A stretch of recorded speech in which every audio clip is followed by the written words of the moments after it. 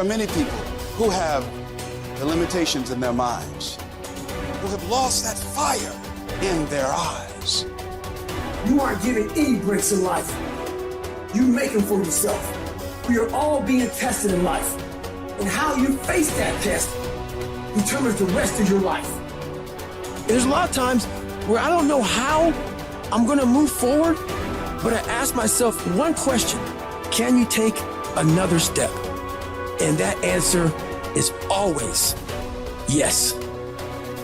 Wherever focus goes, energy flows. So why don't we tap into that power now for your business and life? The part of beginning to get unstuck, you've got to decide that the behavior pattern that you have adopted doesn't work for you. You've got to change your strategies, and changing your strategy means reinventing your life, recreating you, and you have the power to do that. You want to take responsibility for your life. You can decide that you're going to change, that you're not going to be a wimp. I got me here, I can get me out of this. And I'm getting out.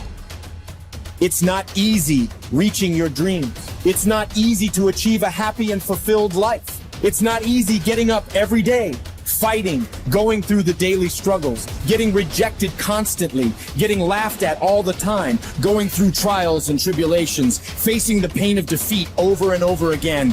It is not easy, but if you do it, it is worth it. See, when people ask you, say, how you doing? Even if you're having some difficult times, say, I'm blessed and highly favored. Because anytime you wake up and you don't have a white chalk outline around your body, it's a great day. You got to tell yourself that no matter what gets in my way, I'm going to keep going. I'm going to keep moving. I'm going to keep winning. I'm going to keep surviving. It's everything that you want because you went through that pain of that journey. It felt like he wanted to just knock you down and say, you know what? You can't do it. Understand that it's going to be trials and tribulation. That we'll have storms, but they will have sunshine after the rain. But that depends on you and how bad do you truly want it. Nothing in life will hold you back if you trust in yourself and you trust in the process. And at the end of this race, guys, you're going to be more capable. Through that effort, builds the character of the person you want to be at the end. Accept that.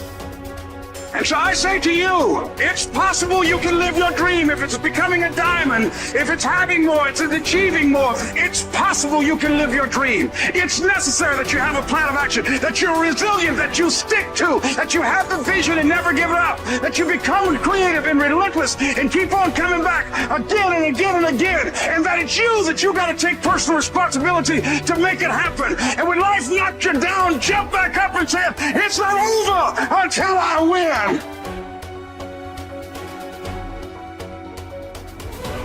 What does success look like?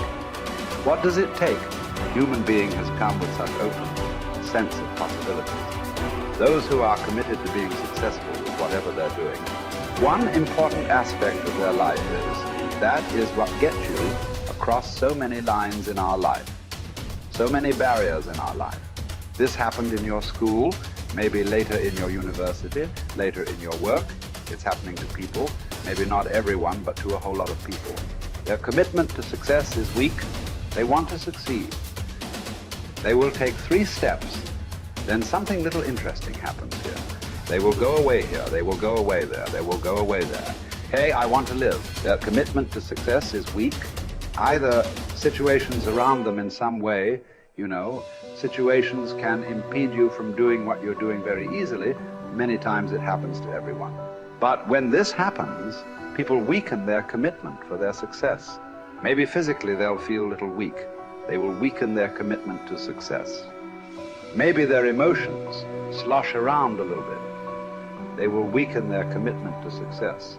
So our commitment to success should not weaken because there is social drama going on, or physiological drama, or psychological drama. Whatever happens, your commitment to success should not weaken. That is what gets you across so many lines in our life, so many barriers in our life. So what does success look like? What does it take? Those who have been very successful, either in music, sport, art, business, spiritual process, doesn't matter what.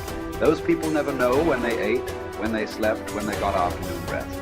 I have not seen such a thing in my life. So those who are committed to being successful with whatever they're doing, one important aspect of their life is they're not settling down where it's comfortable. Because comfort will happen when they lower you to a very, very comfortable. Have you seen how comfortable they are? Once they're dead, if you throw them there also, they're comfortable. If you lower them, they're comfortable. Right now, it's about ensuring that there is profoundness of experience and there is impactfulness of activity. Because if they had given you a limitless amount of time, you could do all those things, nothing wrong. I'm not against it. But they gave you such a little time with such tremendous potential of being human. That's the problem. If creation had made you like an earthworm, I'm not saying there's anything wrong with an earthworm. It is just that it's a unipolar potential. It can only do that much.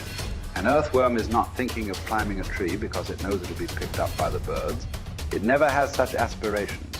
It just wants to recycle the earth. You know, it is beneficial to so many other lives, including us, but its objective is very clear: to eat and to reproduce and to die. Very clear objective, that purpose to fulfill, he strives. I don't think he sleeps in the afternoon. I don't think so, because many afternoons I've seen earthworms. They were all vigorously active, but a human being came with too many potentials.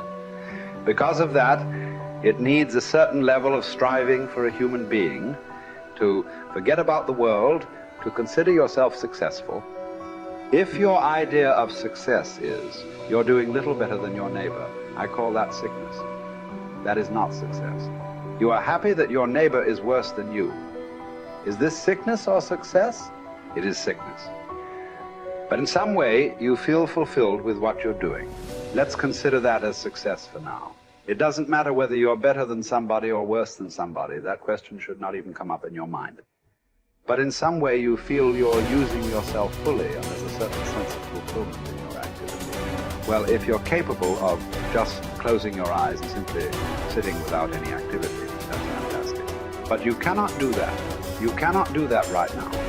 In the states that you are, you can't simply close your eyes and become still. Instead of being busy, you will become preoccupied. That doesn't mean you're improving, that means you're regressing in some way. The problem about this success is people always making judgments. I did this, I did that, maybe this didn't work, maybe this is a mistake, that's a mistake. There's no such thing in life. See, at one time you were a monkey, all right. Hey, this is not me, this is that Englishman, you know. Charles Darwin said you were all monkeys. At one time you were a monkey just a brief while ago. Was it a mistake that you committed? That you were a monkey? Or was it just a certain stage of evolution? Was it a mistake or was it just a certain stage of evolution? Similarly, since you were born, because as a human being, you're born largely unformed, unlike other creatures. Other creatures, if their food is taken care of, they know what to do with their life. Because human being has come with such open sense of possibilities. You come unformed. You don't come fixed. You have to fix yourself. Different people throw different types of balls at you. From all over, your parents, your teachers, the school, the neighbors and society and the world throws all kinds of things at you. To gather all this muck and make something worthwhile out of yourself is your business. That's your success. It doesn't matter whether somebody thinks you're worthwhile or not. You feel you are a worthwhile life. Good enough for now. World may not recognize. It doesn't matter. But you know you are worthwhile.